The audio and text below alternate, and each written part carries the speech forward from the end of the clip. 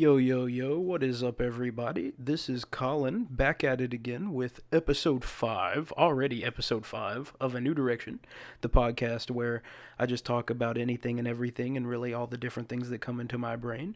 And so today I've got 4 different topics for us to discuss as usual. But before we get into that, I first want to do the music recommendation for the episode. Today I have a atmospheric black metal album that is honestly, I would probably put in the top 3 of my favorite albums of all time. I absolutely love this album, and it is without a doubt my favorite atmospheric black metal album that I've listened to. It could also classify as a few other genres, but atmospheric black metal is definitely kind of the most fitting. And anyway, the album is Exuvia by the Ruins of Beverast. Also, the album art for this one is just really, really cool, and I'm definitely a huge fan of how it looks. But this album is honestly just like a musical journey from beginning to end, and it's very, very trancey almost. Like, not like trance music, but like it almost feels like you're getting put into a trance when you listen to it. And a lot of the sort of sounds that I guess the Ruins of Beverast was going for, and as far as I know, it's like a one-man project. I'm not sure what the guy's name is, but I know it's like a one-man project, and it seems like through this album he's kind of trying to portray the like almost native culture, like ritual, like drums and music, type of sound. It's kind of hard to for me to describe here, but it's like very like tribal, I guess is the best word or best way for me to put it. And it's really something you've got to listen to understand. But it is a fantastic album, and I highly recommend it. The second track, Suture Barber Maritime, is definitely probably my favorite off of the album. But I mean, there's no bad track here, and the guitar solo, especially in Exuvia, I think definitely deserves a shout because it is an incredible guitar solo. But that pretty much covers the music recommendation for the episode. So diving right in here to our first topic of discussion. Shout out to Devin for coming up with this one earlier today, but we're going to be talking about the gaming industry and its sort of recent decline here in the past. I mean, it's debatable the timeline, but I guess I'll say 5 years because in 5 years I've definitely gone from being a huge gamer to not really playing as many video games as much. And I don't want to make it sound like I'm not, a gamer, because I do love video games, and they've definitely had a very good impact on my life as a coping mechanism and a social platform, and just all sorts of good ways that I've benefited from playing video games. But especially the past, recent releases that I can think of going back the 5 years, I can't really think of anything notable. Like, I'm not going to say there's nothing notable, because obviously you've got great games like Doom, and you have standout games that kind of come out, but like compared to like what gaming was when I was younger, the hype around it seems to be a lot less. Like when I was younger, people was like pre-ordering games, and like you would go and it was even a little after my time, but or before my time rather, where people would kind of go camp out.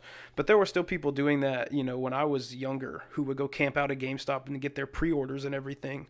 And my brother for sure, has had many stories of camping out at GameStop to get the midnight releases for these video games. But, you don't really see a lot of that anymore. And I think a lot of that does have to do with the fact that gaming is mostly an online sort of thing now, where you download the games rather than having to have the discs. And, you know, it's a very different sort of platform than what it was when I was younger, and my brother was younger, and my brother's older than me. He's got a lot more experience with the brick and mortar sort of GameStop type store back in their prime. But gaming in general has definitely kind of gone downhill, and I actually made a podcast on my second channel, Parallax, like a long time ago, where I did like sort of a podcast with Christian and Dylan, who are 2 of my friends, and we just kind of talked about the decline of the gaming industry. And a lot of the stuff that we talked about in that video is very applicable today even.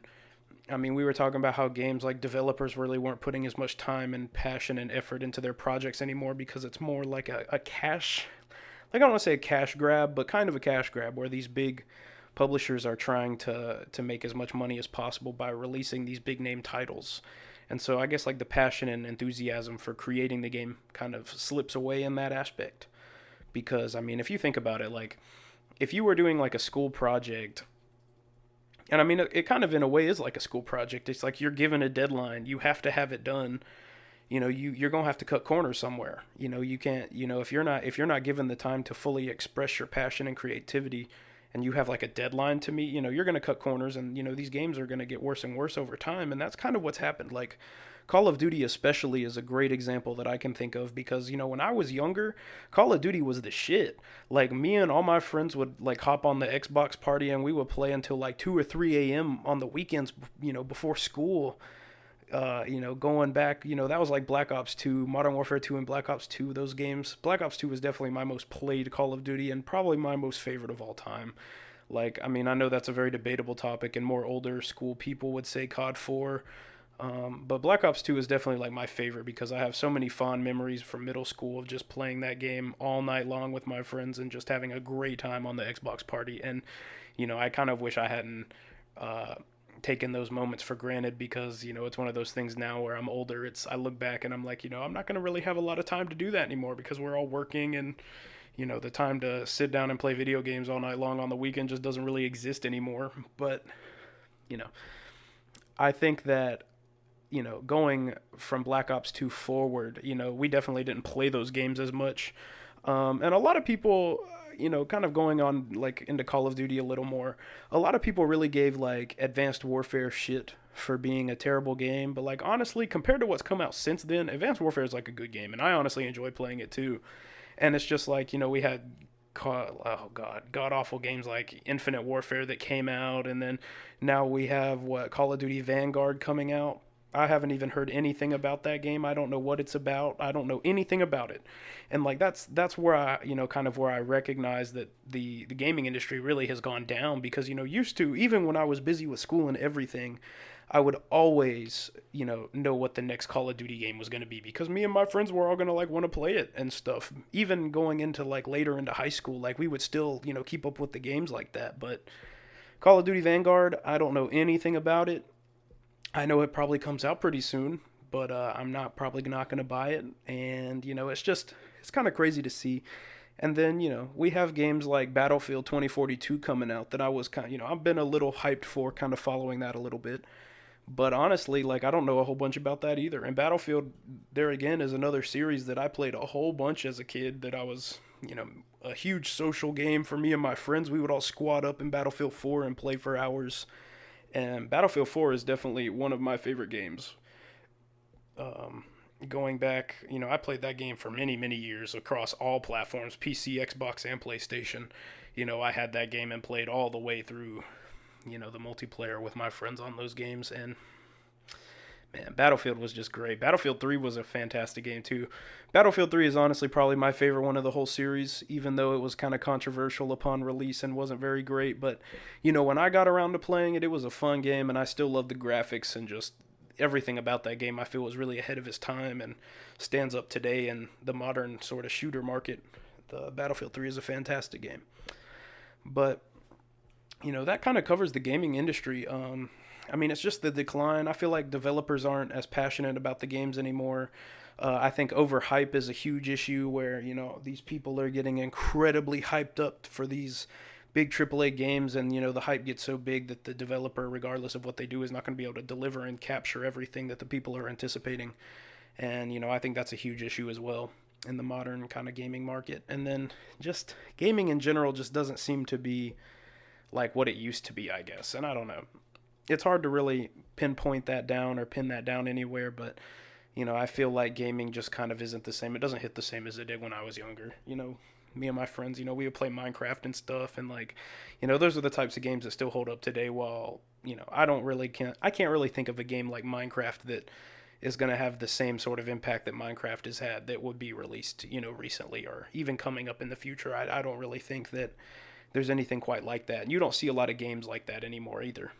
So the gaming industry is definitely kind of in a downward sort of turn right now, but there's no telling what could happen in the future. It could have a huge uproar and an upturn, and maybe some great games will come out, and if so, I will definitely talk about them. But moving on from the gaming industry, now I kind of want to talk about the used car market, which kind of has or is kind of in the opposite issue of the gaming industry. Whereas the gaming industry is going down, the used car market, the prices are skyrocketing right now. And the reason I wanted to talk about this is because I'm currently kind of interested in trying to get a new car. I have a few different options that I've been thinking about, but being a huge Mustang guy and just knowing how much I love the Mustang, I've been really looking at the Coyote Mustangs, the 2011 to 14s to be specific, the Gen 1 50s. And the prices on these cars are just insane right now, and that's across the board. I've been looking at the Mustangs, I've been looking at the Camaro, the SSs, and the older C5 Corvettes and everything, and the prices on all of these cars are just absurd right now. I'm seeing people selling their 115, 120,000 mile Coyote cars for $18,000. It's insane, really. I can't. There's no other word to describe it. People. I just literally just recently tonight saw it was like a C5, I think a 1997 Corvette with 50 or 60,000 miles. Dude was wanting like $24,000 for it. It's like the mileage is low, but you're asking brand new car price. For some cars, like the commuter cars of today. That's more than brand new. For a car built in 1997, like, you're asking too much. And these car prices are just ridiculous. And, I really have been interested in trying to get one of these 5-liter cars, but I'm having a lot of trouble finding one. And I think the used car market kind of bubble, inflated state is, where does it end at? Like, how long does it go on for? Because I know a lot of it has kind of been caused by the chip shortage that has been plaguing 2021 and has been very evident with graphics cards and electronics. A lot of the PlayStation 5 and the Xbox Series X and all those consoles have been plagued by this chip shortage. And I feel like a lot of people don't really know how much it's affected the new car industry as well, because Ford has acres and acres and acres and acres of land that just has thousands of brand new Ford pickup trucks and vehicles just sitting because they can't operate, because they don't have the chips to make these cars, the gauge cluster to work, the screens inside, they don't have the chips to, or the semiconductors to build these cars and finish them. So we just have new cars just sitting there. And as a result, the used car market has shot up because, these cars are functional. They're not suffering from a chip shortage because they were built in a time where there was no chip shortage.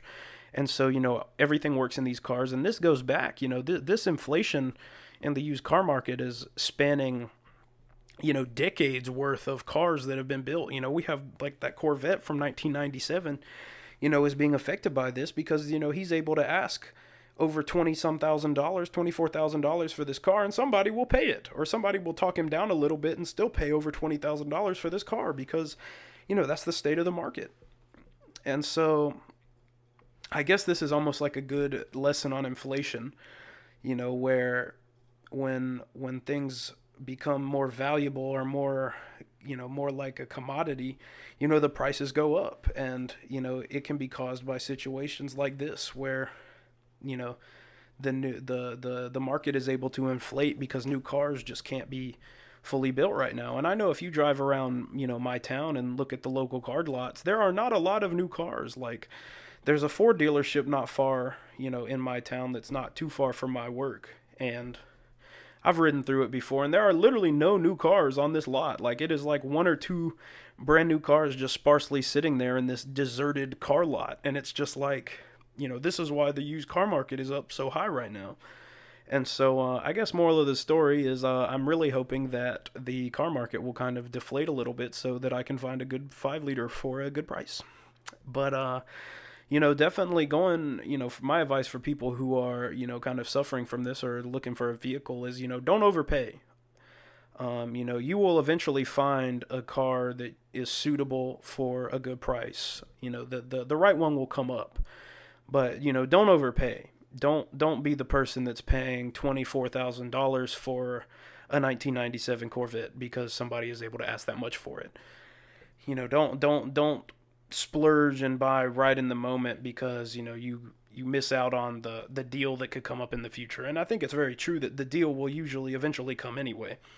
like with me in this 5.0 car that I want to buy, it's like the deal will eventually come, the right one, at the right time when it's kind of meant to happen, I guess.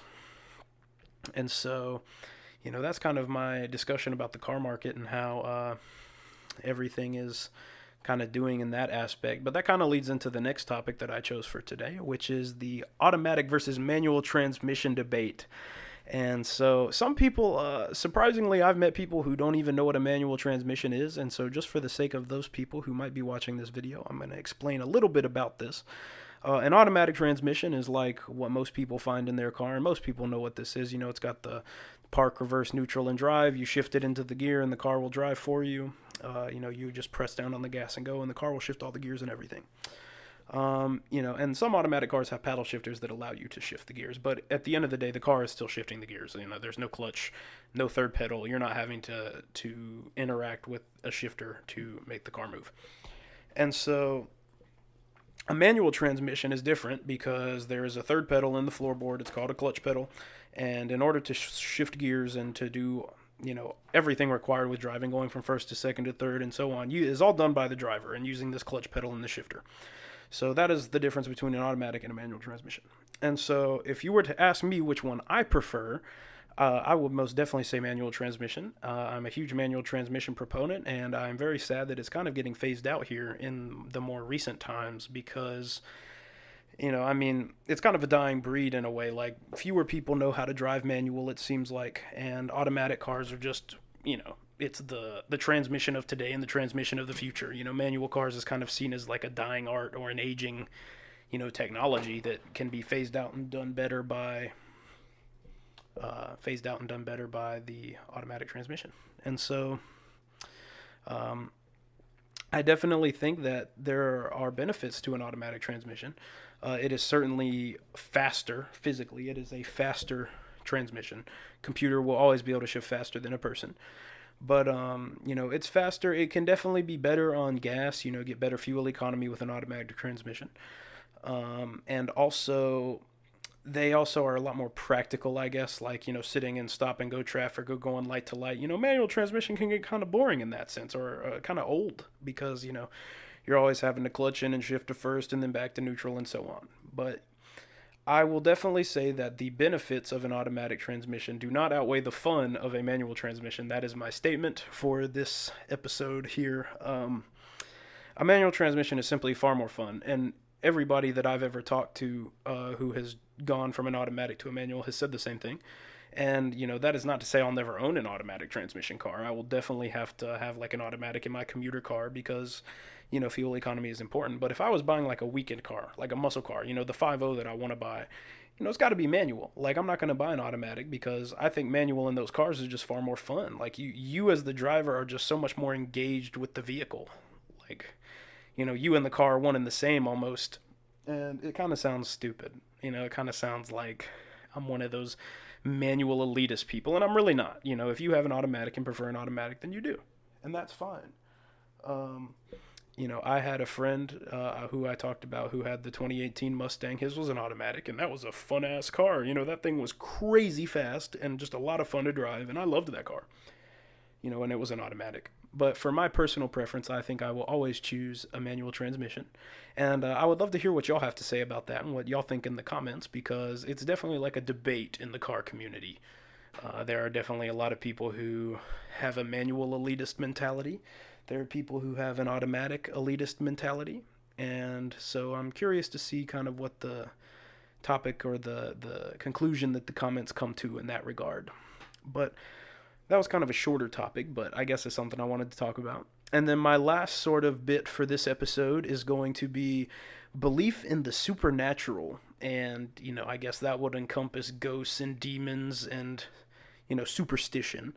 And I will definitely say that, yes, I'm a superstitious person. I knock on wood. I believe in jinxing.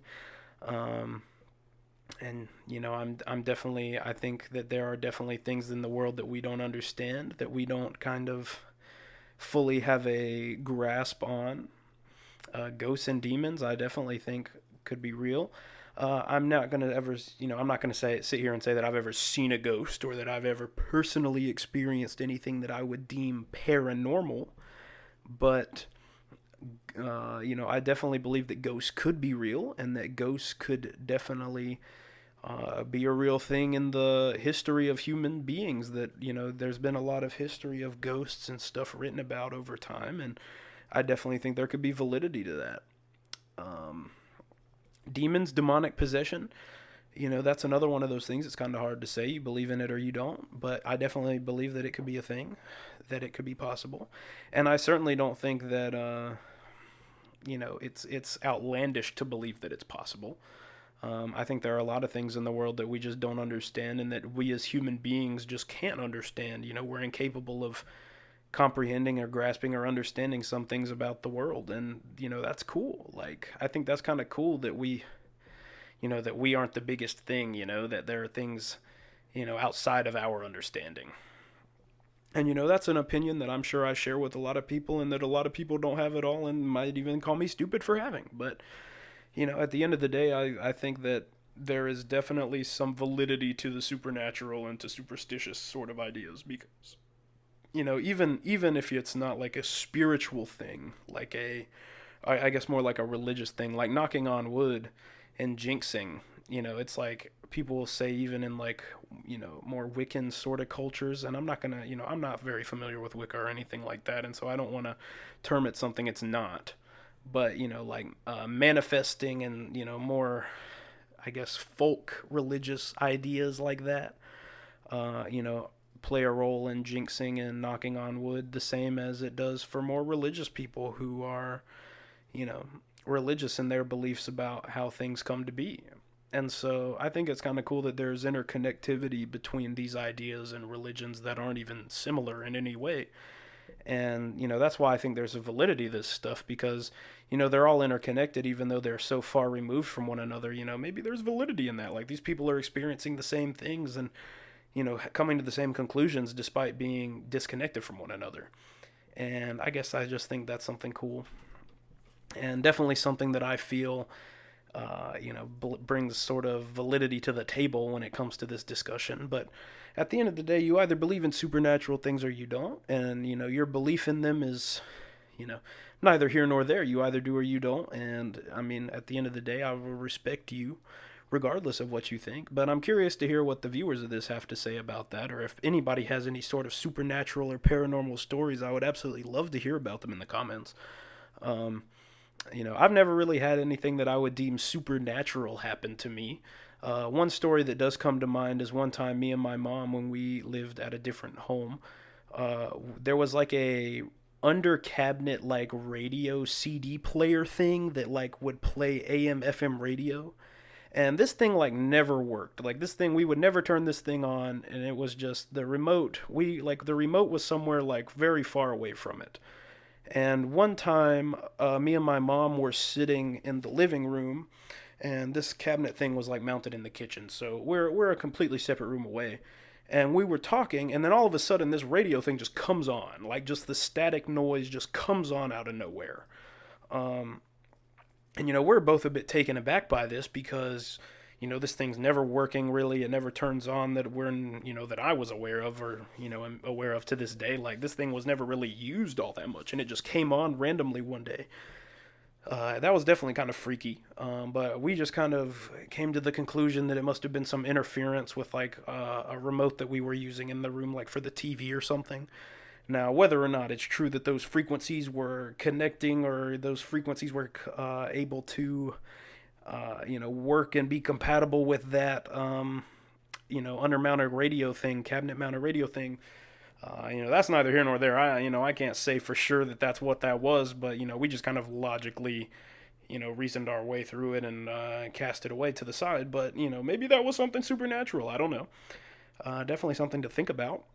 But I wonder if my mom remembers that experience. I'll definitely have to talk to her about that and see, because it's still like very vivid in my brain, even though that's been probably at least a decade ago now. Like, it's been a long time.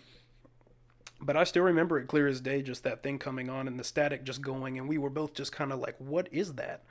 And then we realized that it was the radio thing, and we were just kind of taken aback, because we didn't, that thing never worked. So I don't know. That was definitely kind of weird in hindsight. But I'll be curious to see if she remembers that. But that kind of sums up all the topics that I had for this video.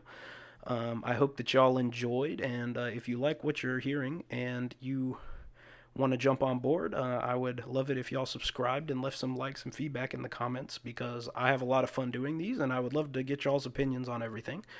But just drop a like and subscribe if you like what you're hearing. And this has been episode 5 of A New Direction. We're getting through these here. It's pretty fun. I'm having a good time and I'm enjoying making this content for y'all. So stay chill. And I hope that y'all have a good rest of y'all's evenings or days or whatever it is where y'all are at. And stay positive. Keep a smile on your face. And don't work too hard.